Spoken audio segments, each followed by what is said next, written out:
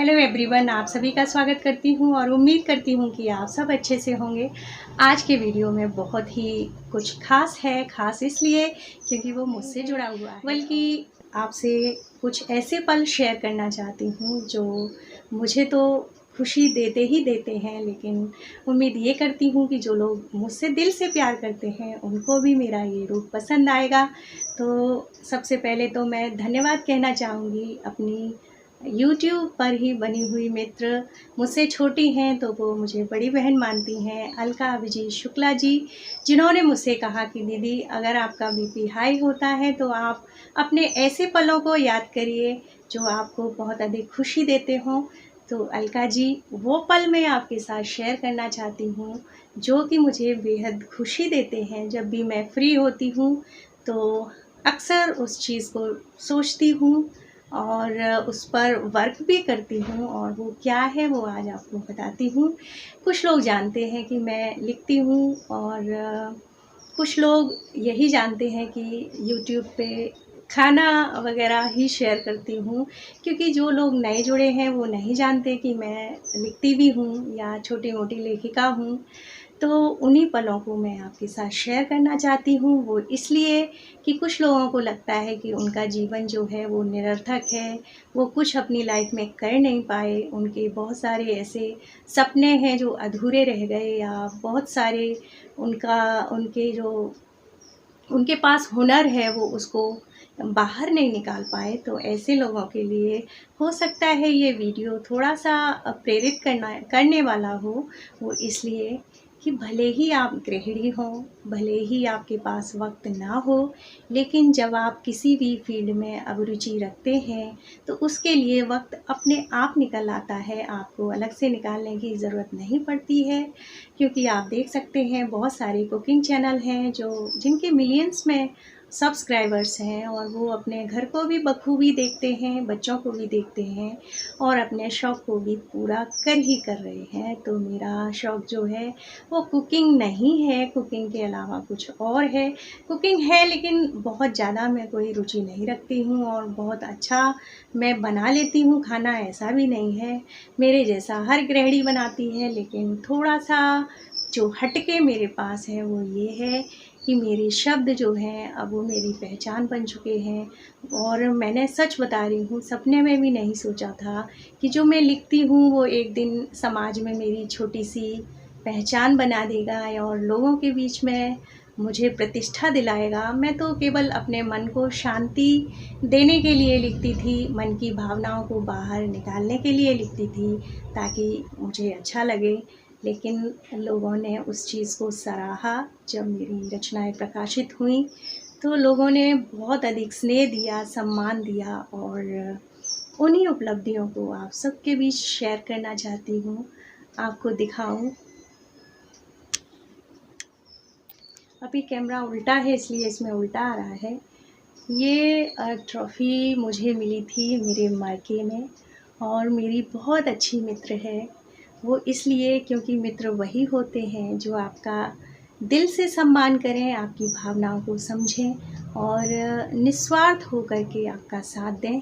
तो इस साल तो नहीं जा पाई, पिछले साल जब मैं अपने मायके गई थी तो मेरी फ्रेंड जो कि एक टीचर भी है, इसके साथ-साथ लेखिका भी है, उसने एक बहुत भव्य आयोजन करवाया जिसमें मेरी किताब का विमोचन करवाया।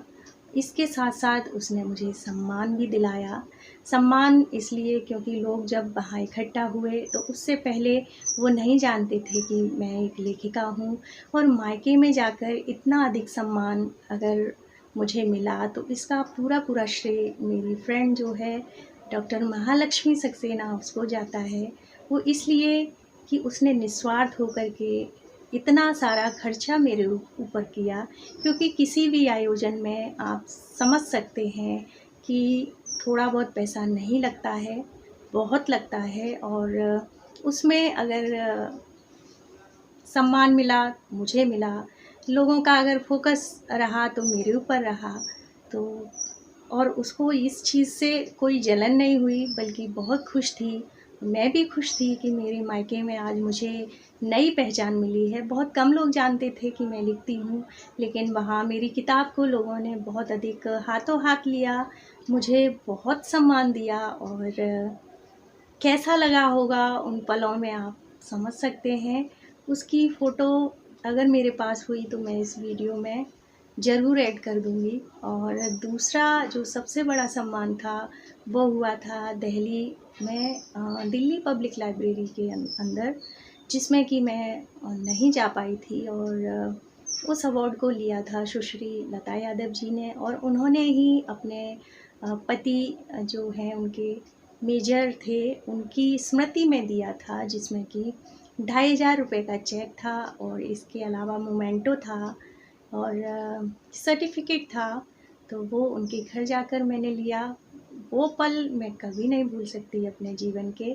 उसकी फ़ोटो अगर मुझे मिल गई तो इसमें ऐड कर दूँगी, वो मैं आपको दिखाती।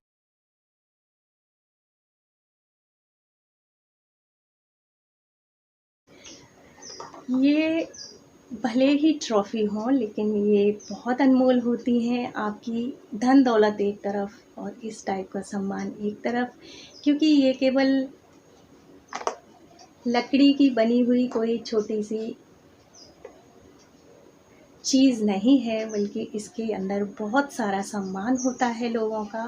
और आप अपने आप को बहुत कैमरा फोकस नहीं कर पा रहा है। ये 2018 में मिला था मुझे मेरठ से महिला साहित्य सृजन सम्मान, जिसमें 10 लोगों को सम्मानित किया गया था और ये सर्वश्रेष्ठ कथाकार के रूप में या कहानीकार के रूप में मुझे ट्रॉफ़ी मिली थी। और आप समझ सकते हैं, युवा उत्कर्ष साहित्यिक मंच है, पंजीकृत मंच है, वहाँ से मिली थी। तो वो 2500 रुपये मिलना आज भी मेरे पास है। वो कोई रुपए नहीं है, बल्कि उसके अंदर कितना सम्मान है, ये जिसको मिलता होगा वो समझ सकता है। मुझे उज्जैन से मिली, जो कि डॉक्टरेट की उपाधि के साथ मिली थी। डॉक्टरेट की उपाधि एक मानद उपाधि है, जिसको कि आप अपने नाम के आगे लगा सकते हैं डॉक्टर, लेकिन इसको आप प्रोफेशन के तौर पर नहीं यूज़ कर सकते, क्योंकि जो भी मानद उपाधियाँ होती हैं वो केवल आपके सम्मान में दी जाती हैं, आपको सम्मानित करने के उद्देश्य से दी जाती हैं कि आपने जिस फील्ड में काम किया है वो सराहनीय है, और उसको मद्देनज़र रखते हुए आपको इस उपाधि से विभूषित किया जाता है। तो ये रही विद्या वाचस्पति, जिसको कि आप जो डॉक्टरेट के समतुल्य होती है और आप नाम के आगे डॉक्टर लगा सकते हैं। इसके अलावा आप एक डीलिट की उपाधि होती है, जो डॉक्टरेट की उपाधि के बाद मिलती है, वो मिली थी वर्धा महाराष्ट्र से। फील्ड में भी कुछ ऐसे लोग हैं जो निस्वार्थ काम करते हैं और बहुत शिद्दत से करते हैं। उन्हीं में से एक हैं आदरणीय राजकुमार यादव जी, जो कि मुंबई में है और एज अ टीचर चिंता है। इसके अलावा वो लेखक भी हैं।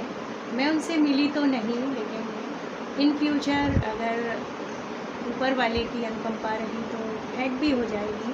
लेकिन वो एक बड़े भाई का जो फ़र्ज़ है वो बखूबी निभाते हैं। ऐसे लोग दुनिया में बहुत कम होते हैं जो बिना किसी निस्वार्थ के किसी की हेल्प करें। तो ये जो उपाधि है मुंबई से, जिसको कि डीलिट कहते हैं, वो उन्हीं की हेल्प से मुझ तक पहुँची। तो सबसे पहले उन्हीं को धन्यवाद देती हूँ। बहुत बहुत धन्यवाद भाई साहब आपका, जो आपने मेरी हेल्प की। इसके अलावा ये कुछ प्रशस्ति पत्र हैं जो समय समय पर मुझे मिलते रहे।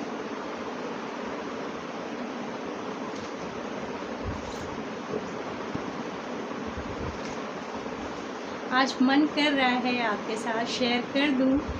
और जब आपको ये किताब बहुत खुशी होती है, ये मेरी जो किताब है सोनागाछी, उसको आदरणीय राजकुमार यादव जी ने किसी न्यूज़पेपर में प्रकाशित करवाया। उनकी खुद की लिखी हुई समीक्षा है। समीक्षा का मतलब होता है कि आप अपने विचार, आपकी नज़र में उस किताब की क्या अहमियत है, आप क्या समझते हैं, आपको उस किताब के बारे में उसके नकारात्मक पहलू भी लिखने होते हैं और सकारात्मक पहलू भी लिखने होते हैं। एक तरीके की आप समरी मान लो कि किताब को पढ़े बिना ही लोग अगर उसकी समीक्षा पढ़ लेते हैं तो उनको पता लग जाता है कि किताब किस स्तर की है या इसके अंदर क्या है। इसके अलावा ये आप देख सकते हैं, नाम के आगे डॉक्टर मंजू यादव लिखा हुआ है, वो इसी उपाधि की वजह से लिखा हुआ है। ये भी मेरी किताब की समीक्षा है जो कि न्यूज़पेपर में निकाली गई।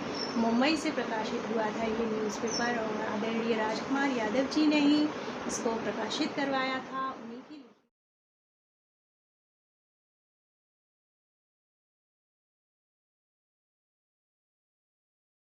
उम्मीद करती हूँ कि आज का वीडियो आपको पसंद आएगा। पसंद इसलिए आएगा कि थोड़ी ना थोड़ी प्रेरणा तो ऐसे लोग लेंगे ही जिन्होंने अपनी भावनाओं को, अपनी अभिरुचियों को अपने अंदर ही अपने तक सीमित रख रखा है। यकीन मानिए, जब आपके पास कोई कला होती है, उस कला की कद्र जब सामने वाला करता है तो सचमुच बहुत ही ऐसी सुखानुभूति होती है जिसकी तुलना आप किसी से नहीं कर सकते। आप एक अच्छी माँ हैं, आप किसी के घर की बेटी हैं, किसी के घर की बहू हैं, पत्नी हैं, वो ठीक है, लेकिन जो कला से आपको अवार्ड मिलता है या सामने वाले का जो सम्मान मिलता है, वो आपका अपना अचीव किया हुआ होता है, आपकी खुद की पहचान होती है। तो मेरी तो सबसे यही हाथ जोड़ के प्रार्थना है कि अगर आपके अंदर टैलेंट है, आपकी जो भी अभिरुचियाँ हैं उनको बाहर निकालिए, लोगों तक पहुंचाइए और उसके बदले में, उसके एवज़ में जो आपको प्रेम सम्मान मिलता है उसकी तुलना आप किसी से नहीं कर सकते और वो आपका खुद का कमाया हुआ होता है। तो चलिए, वीडियो हो रहा है काफ़ी लंबा, तो लंबा नहीं करूँगी और आज लूँगी आपसे विदा इस उम्मीद के साथ कि थोड़ा बहुत तो आप पसंद करेंगे ही करेंगे। और अगर पसंद आया वीडियो तो आप मेरे तक अपनी प्रतिक्रियाएं ज़रूर पहुंचाइएगा। तो मिलते हैं फिर किसी नए। नमस्कार।